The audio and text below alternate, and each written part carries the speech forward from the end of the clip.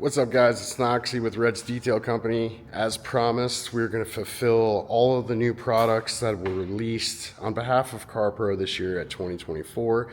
Next product on the list, Gliss 2.0. Let's get to it.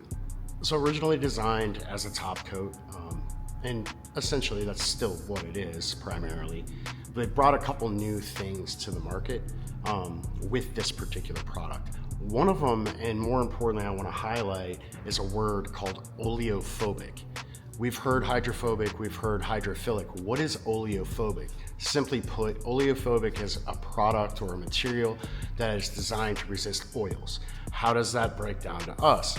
Fingerprints, anything oil-based. This particular product now has a little bit more resilience towards those things, as well as ultra slickness. This is going to be an even slicker product. It's going to have even more endurance or longevity to it. Standalone use or topped on top of any of our other coatings, this product is going to be an exceptional selection. A couple other things. You can apply this product to gloss paints, matte or satin, as well as films, PPF, vinyl. So this is all in all just a universal product, very easy to apply, very easy to remove, and it just continues to bring that bang.